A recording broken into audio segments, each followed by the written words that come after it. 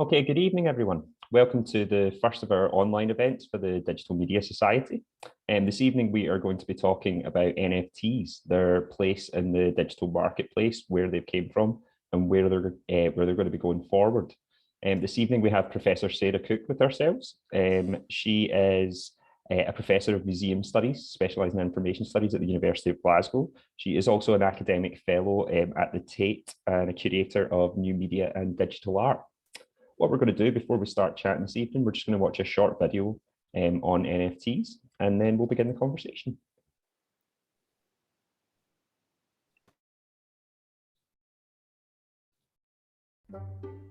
This is Nyan Cat. He's part cat, part Pop-Tart. The gif of a rainbow casting feline was a viral meme back in 2011. Fast forward to February 2021, the original gif was sold at an online auction for 300 Ether, the cryptocurrency that powers the Ethereum network. That was equivalent to nearly $600,000 at the time. You may be asking how someone can own the original copy of a GIF that was pervasive around the internet. It's because it was sold as an NFT, or non-fungible token, which acts like a digital certificate of authenticity. The market for NFTs ballooned in 2020, climbing to a market cap of at least $338 million from about $41 million in 2018. But skeptics are asking whether these assets are really worth the value assigned to them, especially if all it takes to view them is an internet connection. To understand how NFTs work, first you need to understand what fungibility is. Fungibility refers to the ability of an asset to be exchanged or substituted with similar assets of the same value. A simple example of a fungible asset is currency. Say you have 5 $1 bills in your wallet. You may not want to carry around so much change, so you exchange them for a single $5 bill. The value of your money is still $5, regardless of the fact it's now in a different form. Non-fungible assets are the opposite. Each one is unique and can't be easily substituted for something similar. Think of the Mona Lisa. It's an original piece of art. It couldn't be swapped out for, say, a Mona Lisa poster from the Louvre gift shop, because the poster doesn't hold the same value. The idea behind NFTs is that you have this digital signature in the way that a great work of art might bear the signature of the person who created it. So you can always go and look at the original and say, yes, this is the real one, this is authentic. A NFT winds up having that through the blockchain where the information is recorded. NFTs are cryptocurrencies, but unlike fungible cryptocurrencies like Bitcoin, they are completely unique. They exist as a string of numbers and letters stored on a blockchain ledger. This information can contain who owns the digital asset, who sold it, and when it was sold. This information is also encrypted, ensuring the NFT's authenticity and scarcity. In doing so, they fix a difficult problem for digital creators on the internet: how to make your creation scarce and therefore more valuable. So with NFTs, you wind up having the scarcity because they are non-fungible, and because of that, there is only one of these tokens that can exist. It can't be traded for anything similar because there is nothing similar that exists. And so you wind up getting that scarcity and that limitation, which helped drive up some of the prices. One of the early applications of creating this scarcity was the digital collectible game CryptoKitties, which emerged in 2017. Users were able to buy, trade, and breed digital cat collectibles. Each new cat was an NFT, which certified its originality and ownership. Since then, NFTs have been applied to video games, digital art, and sports memorabilia. One example is NBA Top Shot, which allows users to procure a collection of digital basketball highlights, like a video clip of a posterizing dunk.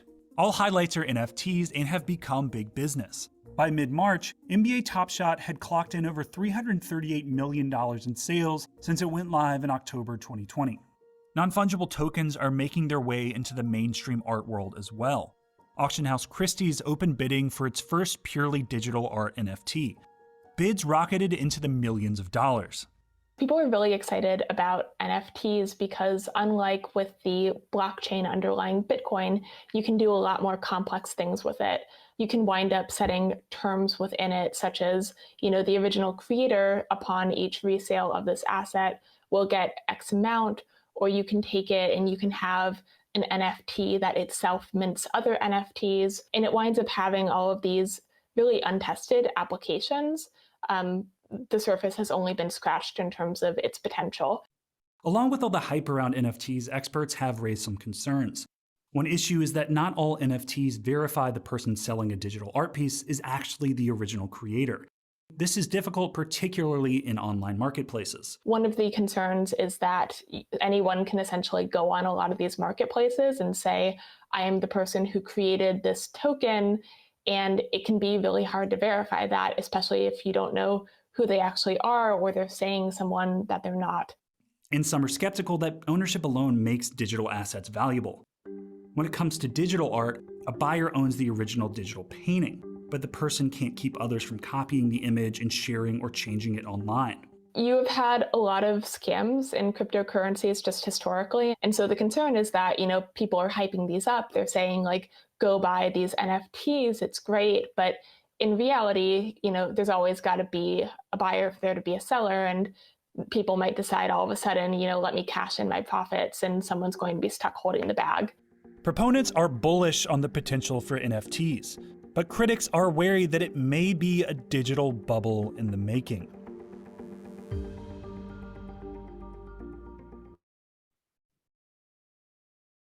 Excellent. So firstly, Professor Cook, thanks for giving up your time this evening. I'd just like to ask, firstly, when did you become aware of NFTs? It's a good question. Probably like 5 or more years ago, because an artist named Kevin McCoy was experimenting with them and making, as that commentator in the video said, making them do things that sort of separated them out from cryptocurrency. And yeah, nobody really knew what Kevin was on about, but Kevin is an artist who works with digital media, who has a long history as an artist, so I knew his career and his practice before then. So that's probably when I first found out about them. The Whitney Museum of American Art then commissioned Kevin and Jennifer McCoy to make a work in which the people who wanted to donate the work to the museum would all be recorded as contributors or stakeholders in that work, which for a museum is very different. Normally, you see an artwork in a museum and you see the label and it says, gifted by or private collection or whatever. And in this case, it's a massive long list of everyone who's contributed to that work being there. It's the first time I was aware of a museum actually using blockchain technology to ensure the kind of provenance or ownership of a work of art. And out of curiosity, have those artists chosen to continue working in that field, or did they see it as a sort of one-off experiment? Oh, no. Jennifer and Kevin McCoy have been instrumental in actually creating some of the authentication protocols around NFTs. So in terms of the digital watermarking, that's something that Kevin McCoy has always worked in. Well, let's continue there then. So if we look at the blockchain technology behind NFTs, as was stated in the video, it's used differently from the way it's applied to cryptocurrency. Could you talk a little on how the blockchain technology applies to NFTs? Yeah, so I think you're going to ask me a lot of technical questions. I'm not necessarily going to be the one to be able to answer them. But what I will tell you is that there was something in that video that wasn't quite right to me. And that is where the commentator said, holding an NFT of the Mona Lisa is not holding the Mona Lisa. It's not like holding a poster of the Mona Lisa. In fact, the NFT is just a receipt. It's just a certificate. It's not even the poster of the Mona Lisa. It's a receipt that says you bought a poster of the Mona Lisa. Okay, so that's all it is. So it's not the work. Now, that doesn't mean that a work of digital art couldn't, as Kevin McCoy and others have done, sort of change the idea of what a poster is, or what a reproduction is, or make something that is unique and changeable in digital form. But if you're buying an NFT of an artwork, you are not buying the artwork. You are not even buying a reproduction of the artwork. You're buying a certificate that authenticates the certificate that says you bought it. So you're buying a receipt. That's interesting that I've thought of it slightly differently, but that terminology of a receipt's more interesting. I've always thought of it as like a map, and that effectively there's like buried treasure, and the map shows you where the buried treasure is and no one else. But actually, the receipt seems more applicable because of the legal side of an NFT. Yep, do. and the where it is also in question, because you might have the NFT which points to, as you say in a map, points to where the work is, but actually the process of keeping the work where it is, as in making sure that link to the blockchain is right and live, costs money. That's an expense, right? So what if you buy an NFT of a work and then the upkeep of that work on the blockchain disappears? Then your receipt might point to a place that isn't there anymore. Well, this is effectively, you're hitting on the problem with NFTs right now, which is that it's an incredibly complex subject with an enormous amount of questions that I don't think the mainstream is quite caught up to yet. In terms of the idea of ownership, I think that's something that's, if we're looking specifically at the art world, that's something that's been brought up multiple times, is the idea of a tactile object. In the analog world, you pay the money, and yes, the art market defines the value, but you do own the item. The item is yours in your hands. With an NFT, there is questions around if you actually do own that item. Exactly as you've just said, to all extents and purposes, because there is no tactile or tangible object, what is it you own? Well, I think this is also a red herring. So I'm a historian of sorts, a kind of art historian of sorts, of media art, which means I've looked at how artists have used media technologies, broadcast technologies, and the internet and the like. You know, I've been looking at it for 20 years. Artists have been using technology like TV and video and film for 50, 60 more years, right? And so the idea that art is a unique object is something that I've always been questioning of, because artists have always made works that are designed to circulate in the network, that are designed to be reproducible, that are designed to be ephemeral, ethereal, exist in the form of an information flow or a signal. No one's ever worried about capturing those works before. And you can even think of, say, performance art or theater in a similar sort of way, right? You keep the score, it allows the work to be reperformed every time. So this idea of the unique art object is something that I think has had a good 40, 50-year questioning, if not more. It hasn't stopped museums acquiring works, even though they're not exclusive, unique one-offs. And the risk around NFTs and the hype around digital art in the form of crypto is that it obscures this whole 40, 50-year history. And it makes us blind to the fact that there have been artists experimenting with digital media, experimenting with net art, with art that circulates in networks for much longer. That's a very interesting point. It makes me think of the idea of like Duchamp's urinal, where you can do it the same, but it matters that they had the idea in the first place. They were the artist. That's what makes the art. Yeah, so the ready-made, exactly. And that's where I think Kevin McCoy, working on developing blockchain technology and authentication technology, is really interesting. So in the same auction that Beeple sold his work in, Kevin McCoy also sold a work in. So I think these two art worlds can potentially live alongside. It's just which one you pay attention to. And the monetization side of it is fascinating to me, because it's, regardless of what field of art you're talking about, everyone's trying to get their bread, right? It's you can see this again and again and again, that like Damien Hirst, Tracy Emin, obviously the sort of famous side of the Brits managing to monetize in the 90s for things that they've now declared worthless, that they post-it notes that they've drawn for cabbies that have sold for like hundreds of thousands of pounds. There is an interesting thing where the application of NFTs can be seen as finally giving a monetary voice to certain artists who've not been able to capture that until now. I mean, I think that's true, and we have always wanted more attention to be paid to digital art over the last 20, 30, 40 years. And so it's nice that now there is some attention being paid to digital art. We just didn't expect it to quite be like this, I guess. And that's what an art historian, Tina Rivers Ryan, who comments a lot about NFTs, has written an article published very recently about that, sort of like, I've always wanted this, but not necessarily like this. And I guess what she means by that is a few things. So one is that, yes, artists always have the choice to destroy their work or have their work be deemed, unreproducible, unsaleable, whatever.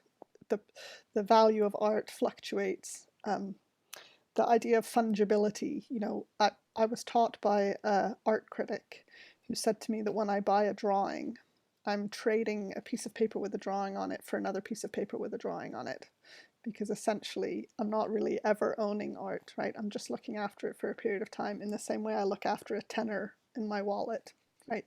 They're equivalent. And that's like a philosophical shift you have to make about thinking about art as never existing in the form that it is, but just something you look after for a period of time, but the artwork will outlive all of that. So that's very nice to think about. The other thing to think about is that art only survives when you've got a preservation strategy around it. You've got somebody looking after it. So you might buy and sell digital artworks with NFTs attached, but if you're not looking after the real thing, it's just as likely to suffer degradation and disappear and be lost as anything else. Well, this touches on the point of curation and the desire to preserve. The point you make is fascinating, that part of the reason that people hail the Mona Lisa or the works of Seurat or Manet or these classic artists is because museums preserve their works, and they preserve them to the highest quality possible. With digital art, there's a fascinating thing, which is that what if someone switches the lights off? If you have your receipt, but exactly as you've just touched on, if the receipt is for nothing, and I think the world will see this the most in is video games. I think that the amount that is being spent within video games on skins for enormous games like Call of Duty and Fortnite and Counter-Strike, I mean, you're talking in the hundreds of thousands of dollars for skins, for weapons. But those games eventually, it is guaranteed that they are finite, because the companies will want to make more money and will move on to the next game. And the easiest way of doing that is switching the lights off. The interesting idea to me is if an artist does that, if an artist makes art temporary, and there's a fascinating thing with we're going to come on to it later, but with Beeple's Human One project, the idea of an adaptable piece of art. Well, if he's able to adapt the art, he's able to destroy it as well, which slightly, I'm going slightly off tangent, but it touches on what Banksy did, shredding his piece of art as well. I think it would be interesting to see that applied to the digital world. Well, I mean, essentially what you've got is you've got an art market that, I mean, okay, so let's just like put this into context a little bit. So cryptocurrencies took off during lockdown because people are spending a lot more time on screens. They also took off because the value of Ethereum rises, right? And you've paid a lot of money in order to get into a cryptocurrency market. And it actually costs you a lot of money to get out of it. Like, it's quite difficult to translate your Bitcoins back out into real, financially backed currencies, let's call them, right? Like internationally regulated currencies. So you're sitting there on a wallet full of cryptocurrency. You can't cash it out without spending a lot of money. What are you going to buy? Right? What are you going to spend it on? So let's say you spend it on CryptoKitties, right? Then you have to sort of justify to yourself why you've spent this stupid amount of money on CryptoKitties. So you're going to want to suggest that you've got some sort of exclusive CryptoKitty that no one else has, because that's the way of sort of justifying that you've spent all this money on it. And that just cycles. And then it's like a pyramid scheme. In order for your CryptoKitty to be worth more than somebody else's, you need other people to buy them too. So you need to convince your mates that they also need to get in on this cryptocurrency action. So you want to create more hype about it. So all the better to like bring in the big auction houses, right? All the better to like sign up these big broadcast distributors, get them in too, because they think they're financializing or marketing their assets. In actual fact, they're just building a market. They're building a market around this thing in order to increase the value of it, in order to make their own investment in it more valuable. Now, yes, the blockchain is designed around these certificates of authenticity, these receipts that should say exactly who bought and where it is. But there's nothing stopping somebody from making a work, minting it on the blockchain, selling it to themselves at one price, right? And then destroying all the others that go with it and then selling it on, right? So if you've already got cryptocurrencies, why don't you just buy your own work as someone else and thereby inflate the value of it, and then sell it at some great discount to somebody else? But the discount doesn't really matter because you inflated the price in the first place. Yes, you're talking of all the dangers of the multi-level marketing application to NFTs is found its zeitgeist with COVID. The two came together perfectly in terms of timing. Because obviously, I would say, I think it's arguable that it's a second cryptocurrency boom, that there was a first boom pre-pandemic, around sort of 5-6 years ago, which is why you get these stories of the, I put in £1,000 and now I'm a millionaire kind of thing, for the people who really got in at ground level. But what you're finding now is, to a certain extent, NFTs have been a PR scheme, that it's been an incredible marketing tool, but that when you take a step back, exactly as you were describing, there's a question of whether it's Pokemon cards, and that effectively it's the Pokemon cartoon makes Pokemon more valuable because it creates more buyers for the product, etc., etc. What's the same thing has happened with NFTs, which is that at first stage, you have your effectively beta users that are testing the NFT marketplace as for buying digital art. Then it moves up into like sort of alpha launch, which is where it was pre-pandemic. I would say there was definitely a healthy place for the digital marketplace, but certainly awareness wasn't as high. And then what you have is where we are now, which is hedge funds getting into it, massive auction houses getting into it, where effectively there's nowhere left to go, and certainly monetarily speaking, for NFTs. It's just how long can we ride this out? Yeah, I think it probably is interesting to think about it that way. I mean, thinking about an artist considering whether or not to create NFTs of their digital art at this stage, I think the tricky thing is that you pay quite a lot to mint a work onto the blockchain. And as I say, you can't get that money back out very easily. And so you actually have to sell quite a lot of works in order to recoup that cost. And in actual fact, artists, I mean, yeah, the Damien Hirsts, etc. aside, aren't necessarily making money from doing this, because it's about volume. So if you've got a big backer, if you're Grimes and you've got record labels behind you, then maybe it makes sense. But if you're just somebody who's, making digital drawings, digital animations, and that's where Beeple is maybe an interesting case, and maybe we should watch that video that you've got queued up there, because Beeple's an interesting artist to think about the way in which you might play with the digital landscape and how it made it cost effective for him because of that question of like quantity and volume. Yeah, I think that's a good point to put the video on, actually. I'll pop it on just now.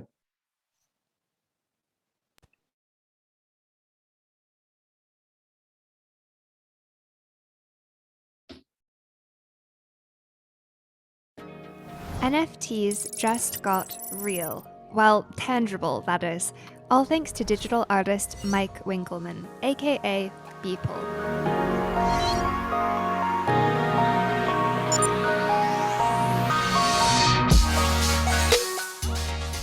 If you've been at all involved in the complex and confusing, often labyrinthine world of NFTs, you have probably heard of Beeple. He was catapulted into the rarefied atmos of artistic superstardom in early March of 2021 after the sale of his NFT Every Days, the first 5,000 days, for $69 million at a Christie's auction. It was the first NFT, or non-fungible token, ever offered by a major auction house, and it set an impressive precedent, raking in more than a JMW Turner, for example. No one really knew what to expect. Bidding for Every Day started at $100 and it just went up from there. The idea behind Every Days, the first 5,000 days, is it's entirely digital. Instead of owning a physical work of art, say a sculpture or a painting, the owners, in this case Medicoven and Tubador, own the right to a piece of data verified on a blockchain. But the historical significance of that piece of data could be worth well over the $69 million they paid for it. The work itself is essentially a compilation of the art Beeple made every day over a 5,000-day period. And formally, there's a lot to talk about.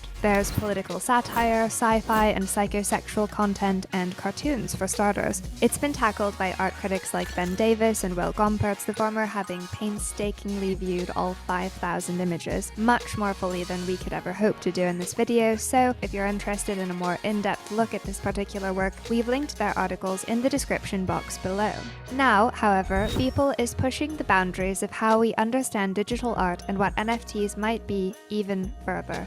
On November 9th, his work is back on the auction block, this time with a hybrid physical and digital object, Human 1. Standing just over 7 feet tall, this sculpture relies on 4 video screens, the content of which can and very very likely will, be remotely manipulated by the artist at any time. The owner will also receive a corresponding NFT. In its current form, the work shows a human in a futuristic spacesuit, a sort of visionary astronaut walking through various dystopian environments which change according to the time of day. The message is clear.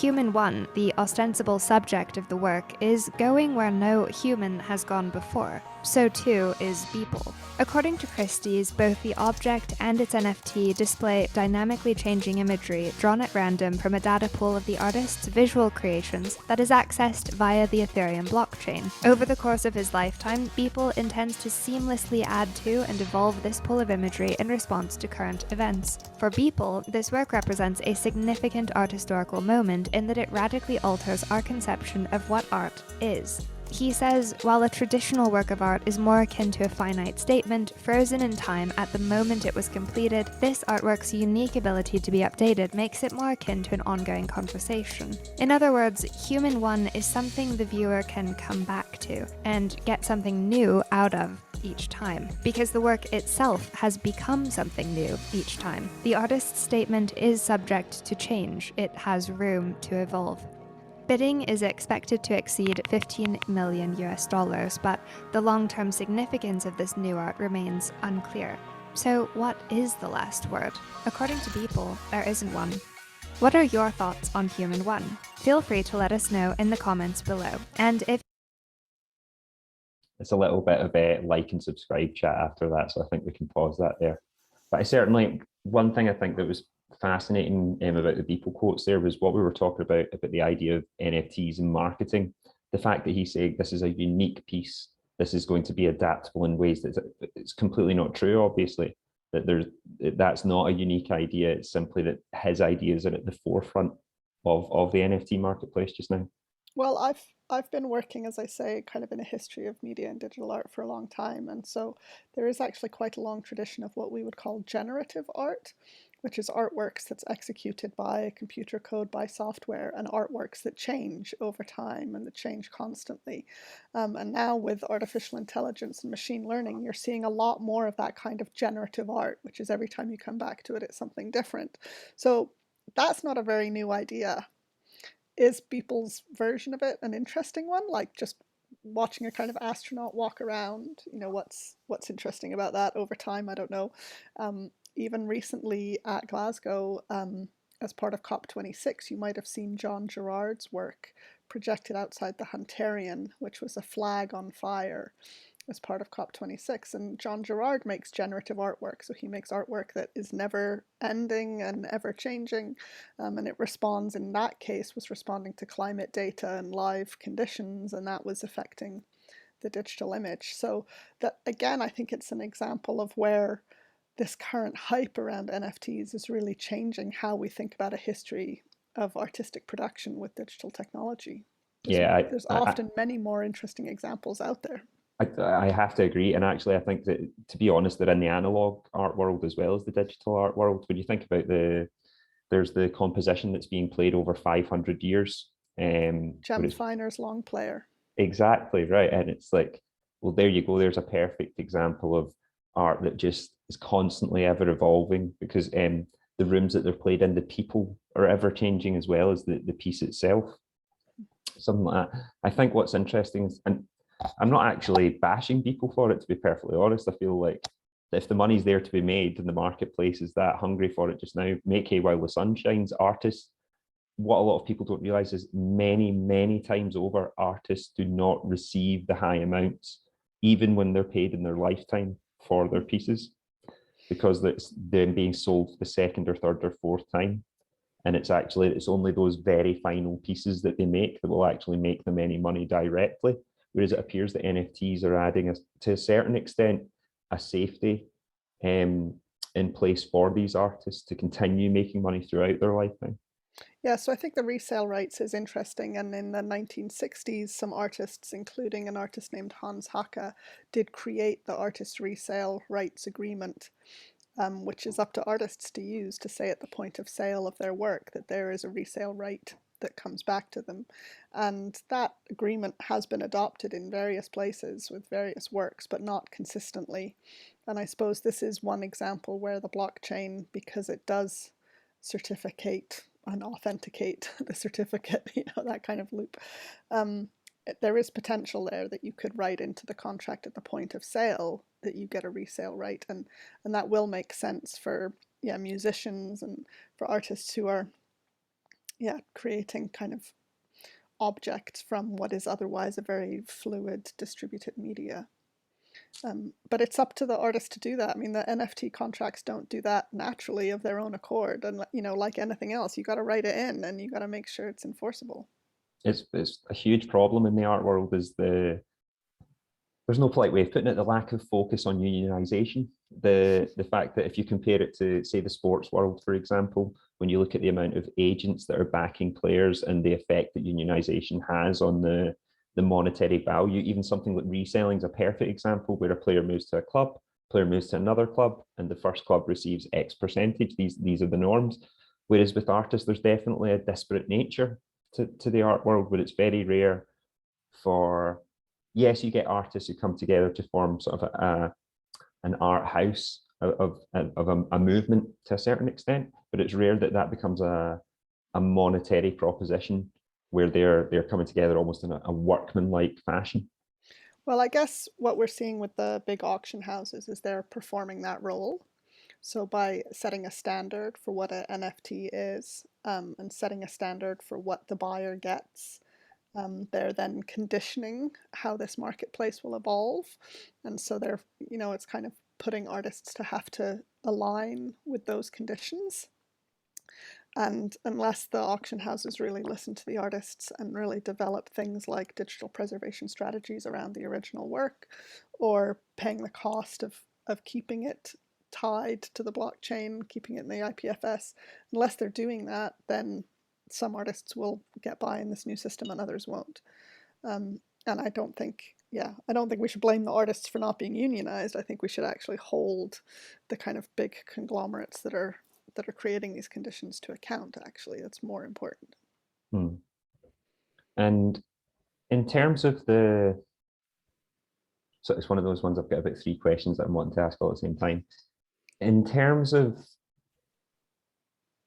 the rights of the artists themselves, do you believe that, to a certain extent, when they were talking about the legal side of NFTs, it sounds very similar to contracts? Sounds similar to, you can put in one NFT or you can put in 1,000 NFTs that all have separate different rules that they're applying to the item that they're attached to. Do you think that NFTs make it a safer place for digital artists to thrive? No, I mean, if you really read the contracts, and I haven't, but I've talked to other people who have, basically the person who owns everything at the end of the day is the platform. It's the platform itself. It's not the buyer and it's not the seller. It's just the platform. And in the same way that it took a while for artists to understand that when they upload their videos to YouTube, YouTube owns them. And YouTube is an American company, so the copyright law is the American copyright law. And any legal claims, any takedown notices for copyright infringement have to go through that system. So that's why artists then try to create other platforms like Vimeo or, but basically, if you're going to put your work up on a platform, you're going to ascribe ownership of that work to that platform, right? And yeah, you can try and fight it legally, but you uploaded your work to somebody else's platform. So I think that's the thing we have to understand about cryptocurrencies in particular, and about the platforms on which NFTs are minted, is in whose interests are they? And in terms of, I mean, the amount that you're talking about, the several different levels, you're talking about cryptocurrency, you're talking about platforms, individual servers, etc., etc. The art world, without meaning to stereotype, is mostly known as a sort of liberal kind of field. Is there a lot of thought as to the climate impact that the NFTs are making? Yeah, absolutely. Of course there is. So an artist named Memo Atkin initially did a study right at the very beginning to say, you know, it's unethical to create NFTs because exactly of the computing power required for these proof of stake kind of, I've got it mixed up, my brain's gone a little bit, but the proof of work versus proof of stake, right? And proof of work contracts consume a huge amount of processing power. So you're keeping server farms running, so they're using a lot of electricity. So there's a carbon cost for that. Proof of stake apparently use less computing power because they're not, I'm going to get this wrong, but there's something about they're not performing the calculations in order to make the match. They're instead somehow confirming it based on some other proof. And so it's slightly less environmentally constrained. But I think I might have a slide on this exactly, which might explain it a little better if I can find it. Yeah, let me.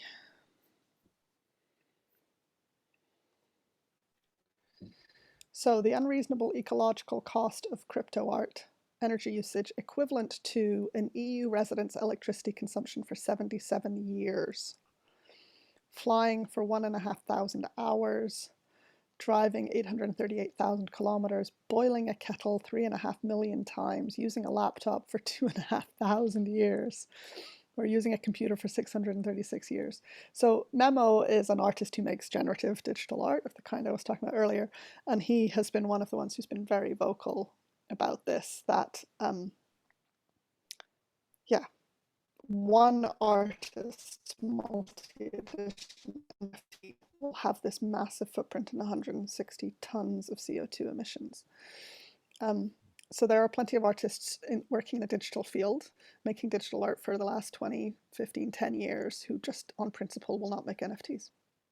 I'll show you another image actually, which some of you might get the joke and some of you might not, but this is a work by a digital artist named Joseph Delap, who's made a lot of work in game engines. And he took this print by John Baldessari, which is in the collection of the Museum of Modern Art, that says, "I will not make any more boring art." And he's turned it into an "I will not make any NFT art." Had it printed on a mug. That's one of those ones you gently chuckle to yourself, right? You go. Yeah. And in terms of so that's interesting. I didn't realize. Is there a divide then, to a certain extent, in the art world about this issue? Yeah, I think for sure there is. I mean, so first of all, the art world is not one thing. The art world is many, many, many, many things. And over the last 40 years, artists who've worked with performance or with television or with video or with any of these more kind of mass media and ephemeral media have always been slightly in counter to the commercial art market, because of the commercial art market and the way in which it's not regulated and the way in which it accrues value based on scarcity. So I think any artist who isn't interested in scarcity is probably going to consider the art market differently. And any artist who's actually interested in using digital media and using network technologies to connect to people, which is what most of them have been doing, also is going to wonder why they should be participating in something that then is creating artificial scarcity. And it's interesting that term artificial scarcity, it's interesting the idea that they're not necessarily opposed to scarcity itself. They're not opposed to the idea of, in particular with many artists, the degradation of time. Actually, they encourage that idea, the idea of the art effectively warping through time and becoming something different. But with the artificial scarcity, it's true, there seems to be something more premeditated about it that makes at least for myself, the art seem less appealing. And I don't know if that's an idea of earnestness or truth to art or a reality to art, but for some reason it would irk me to think, that I can buy an art piece, but that if the artist chooses at any point, they get to remove it from myself. And well, that's just how it goes, Well, I suppose, yeah, I mean, we get a long way off topic if we start talking about the kind of enduring essence of art and its truth value. But yeah, artists participate in markets for different reasons at different times in their career. The voraciousness of this particular market around cryptocurrency is pretty galling. So for some artists, they're deliberately not participating because of some of the concerns around what that market is trying to produce. I mean, I think the other way we could look at this conversation is that much like real estate, artists are often test cases.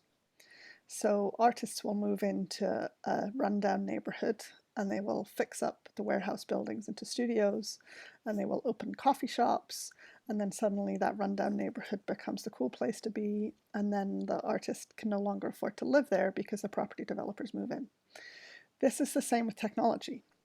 So artists take iPhones, they learn how to hack them, they make them do things they weren't supposed to do, they create games on them using the locative media or the text messaging, etc. Before you know it, you have something called Pokemon Go, right? Artists got there first.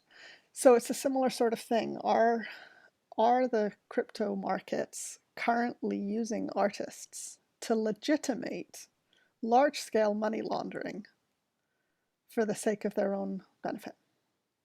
You know, that's the question. Hiding in plain sight, very much hiding in plain sight. And I think that point that you make is interesting, where to me from the outside looking in, it doesn't seem quite like we're there yet where NFT market is going to slow down. I think that will come a point, but I don't think we're there yet. And I think you're going to see more artists trying to get in because, and perfectly understandably, they need money.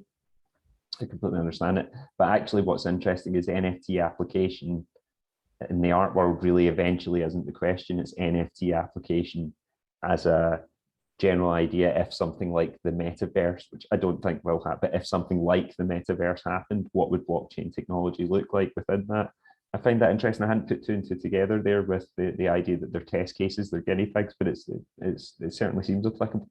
Well, because art seems like something that's not very provocative or dangerous, or, you know, you can write about it, you can print pretty pictures of it in the newspaper, you can create feel-good stories about artists getting paid, you can do all of that to actually disguise the fact that you are investing money in a completely unregulated form of financial exchange for your own benefit. And, you know, that's, collectors buy art. Why? Because they like it, because they want to have it hanging on their walls, or because they want to keep it stored in free ports, in warehouses, in case they increase in value later, because it's a form of currency that's unregulated. You can buy and sell it in any other currency. This is why art is traded. This is why art has always been traded. I mean, I'm talking to you from Dundee. Dundee was a whaling port. It was a port that built ships that had huge international trade in the 1800s. More art was traded in Dundee in a 5-year period in the 1800s than anywhere else in the world. And that's because it's a safe currency, because it's an unregulated currency. And the same is the case with the cryptos. And there's a scary, you can have two things running parallel, which make it even more terrifying, which is that if you had a market where the game is rigged exactly as you're explaining, that's scary enough, but the currency is rigged as well. So you can rig both. Not only you're not paying in, shall we call them traditional currencies, you're paying in cryptocurrency. And that cryptocurrency market can be manipulated also by people with enough money and enough power to manipulate it, who are the type of people who are going to invest money in the NFT market, the digital art NFT market as well. Well, that's where we come back to what I was saying before. There's nothing stopping me from both making the work of digital art, minting it on the blockchain, and then selling it to myself at an inflated value. It's never ending. It's Ouroboros. It really is Ouroboros. Just before we wind up here, I should say to everyone, if anyone has any questions for Dr. Cook, please put them in the chat, and I'll make sure we get to them. I was just wanting to look at a couple of the actual websites, the NFT marketplaces, just to see if we could talk about them a little. Bring this back. So if we first look at OpenSea, so this is, as far as I'm aware, this is effectively one of the original digital NFT marketplaces, but also still the largest. One thing I noticed with certain other large NFT websites, but also smaller ones, a lot of them copy the format of this website. So it certainly seems to become a template for how NFTs are delivered. Can I ask, are you aware of this website? Yeah. Yeah, no, I am aware of a couple of the different ones. I don't look at them closely. So in terms of the differences between them, they're only in the last sort of few months have there been platforms created that have been more explicit about the preservation of the original assets. So I guess what I would be looking at in looking at these platforms, I'd be looking at like how they describe what it is you're buying. Yeah. So, And do they describe anything in terms of the contracts around the preservation of the work or its continued upkeep onto the IPFS? well, if we look at, interestingly, you put in the idea of how it's described, CryptoPunks, I think, is a really interesting example of this, where just for anyone who can't see it, I'll just read the sort of the beginning of the blurb. So it was 10,000 unique collectible characters with proof of ownership that were stored on the Ethereum blockchain. So when this first started up, effectively, if you had an Ethereum wallet, if you became part of the Ethereum blockchain, you were allowed to claim one of these digital art pieces for free. And it was 10,000 of them that were released for free. Now, the only way to get one is to buy one. So they're uniquely generated characters where no two are exactly alike. And each one of them can be officially owned by a single person. If we go down and look at the value of them, so the current lowest priced one is at $289,000. And then if we're looking at the sort of the top sales on them, it's around $7.5 million for each of these digital art pieces. I think from I'll just come back here. From a layman's perspective, there is a part of it where you look at this pixel art and you go, $7.5 million for pixel art, okay. And it can be very hard to wrap your head around, but I think it's, to a certain extent, it really does touch on the idea that art is very much in the eye of the beholder, and that a lot of digital art, what you're realizing is that it's the marketplace chooses the value, and that actually, to a certain extent, that's okay, because you don't get to choose what is great art and what is poor art. Mm-hmm. So two things happened recently that I think are quite interesting. One is there was this, and I didn't even catch it, but there was this kind of art exhibition. I don't know what the equivalent is in Glasgow, where you have like Dennis the Menace sculptures all around town, and they've all been painted differently, and you make a trail of them. I don't know what the Glasgow equivalent of that is.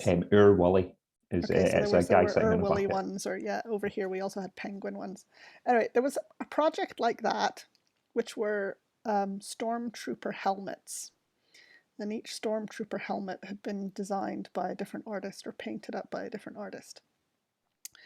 And then somebody whose name is not worth remembering, but a British curator type, took the photographs of those and made NFTs of those digital photographs and then released them for sale, only without the artist's permission.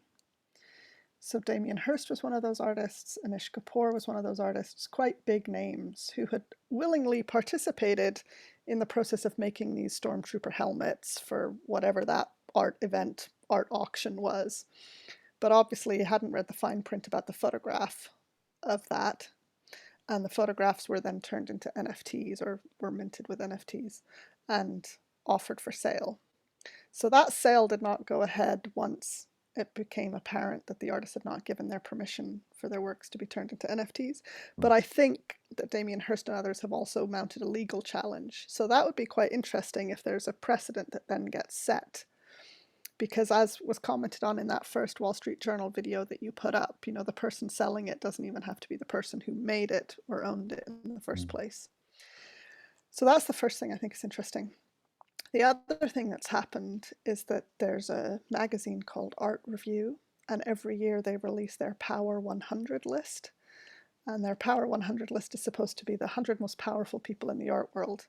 And that tends to be either artists who are getting all the big shows and have a lot of recognition and doing interesting projects, or art critics or curators who suddenly appear as like the thought leader in the field or the best expert on something.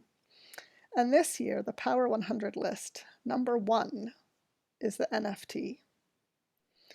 And number 100 is Mark Zuckerberg. So it's like this list has been bookended in a weird way by a digital shift that it hasn't ever been before. So I do think that like every day something else happens that either exposes, you know, the way in which the art world's perception of the NFTs and crypto markets is changing, or the way in which our understanding of our relationship to the digital is changing. Well, I think sadly, what may happen is that as with all these things that appear to give us freedom as soon as we have them, whether that's, you know, law, democracy, electricity, all these things, it seems like the NFT is going to be your, you know, people who are extremely passionate about it will tell you that this is the decentralization of society, the disruption that we've all been calling for, and that effectively there will be no more estate agents, there are no more middlemen, and that it's all very direct. But unfortunately, exactly as you're saying, precedents will be set and markets will be manipulated. And the other problem we have is that there will become future security questions around NFT. I have no doubt in my mind that there are hackers already on their way to figuring out ways to manipulate blockchains and to break the blockchains to a certain extent. And that's another question, is if we don't most people don't understand blockchain technology or blockchain security. But even those who do, I don't know if they necessarily could explain to you quite how secure they are and why they're that secure. I think that could be a danger for the future of NFTs also. Well, I think we would say the same of any technology. You know, do you understand your Alexa? Do you understand your iPhone? And how much are you willing to read the small print to understand what it's doing, and how much are you trusting it? And so I don't think blockchain is any different in that regard. I think it just depends whether or not we start to use it in the way that we currently use AI and machine learning. We start to use it in ways to actually regulate our lives. And at the moment, we regulate financial currency via an established kind of governmental backed. Is it the gold reserve? You know, that's a question. The exploitation of people for the mining of gold is a question too. So I think it'll have to come, that tipping point, that moment of disruption comes at the point at which it silently becomes a regulating force in our lives. I think that's precisely right. I think it's effectively when the government decides enough's enough. Is if you look at things like Silk Road as an example, it comes to mind for me, where the idea of how unregulated the dark web was, like truly unregulated for some time, until the government realized the amount of money and the amount of arms and the amount of drugs that were being run through it, and they went, don't know about this whatsoever. I think effectively NFTs can have their sort of unregulated moment in the sun until governments decide, actually, we're not too sure about this and we don't really like this, and we're going to have a little look at this right now and decide how we feel about it, particularly when it can be attached to, if you were talking about an American government, attached to American civilians, or British civilians who are basically the artists in question. Yeah, I mean, the creative economy, some people sort of disregard as thinking, well, that's just art and culture, that's not part of art economy. But actually, when you add it up, it's a major component of the UK's economy to begin with. So whenever new sort of standards are approved, if they're approved at government level, then that becomes a change that manifests itself across the sector. I suppose that's what we have to look for, is like what becomes the new agreed standard, and who negotiates it. And yeah, so actually how your government represents your interest in the digital society is quite important here. Just one final question then for myself to finish on. Do you feel optimistic about the implementation of NFTs in the art world going forward? Well, again, I would point to that article by Tina Rivers-Ryan that came out in Art Review at the same time as the Art Power 100 list. You know, one thing that she and I discussed in a meeting that we had with other curators at the Tate over the summer was whether or not, by us sort of vocally saying there's a whole history of digital art here you're missing, you know, stop paying attention to the hype of people and maybe look a little further back, we were accused of trying to kind of uphold a canon, of saying, you know, we've invested in this history of digital art and this is disrupting it. And so Tina, more so than me, because she's much more publicly identified with this field than I am, she continually is, you know, batting away this kind of approach on Twitter and on the other platforms about, oh, you're just bashing on the crypto because you've got vested interests in this other art history. And the thing is, none of us are really interested in canon formation. You know, none of us want a kind of exclusive single version of the history of anything.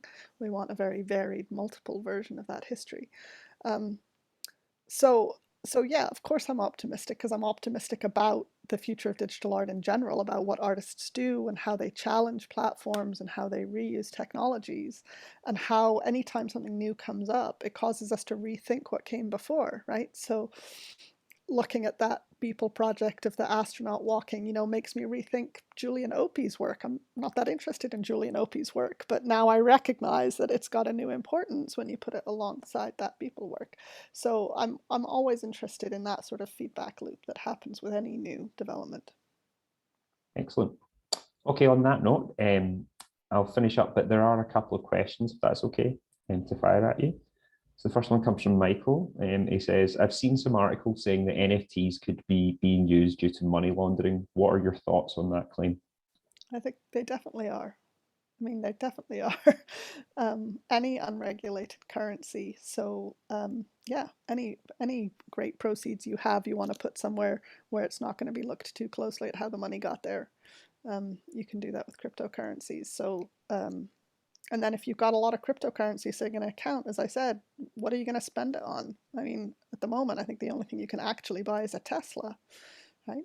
So what can you actually buy in the real world with a cryptocurrency? No, you want to keep it there and you want to somehow increase its value until such time as maybe you can cash it out. You're going to have to go look for references and articles on that directly. I think, has art been used for money laundering over the years? I think probably there are some very good scholars and historians at the University of Glasgow in the history of art department who research specifically provenance, who research specifically, for instance, Nazi Germany and looted art. So I think it's a pretty safe bet to think that art has been used also as a way of propping up financial systems. Mm-hmm.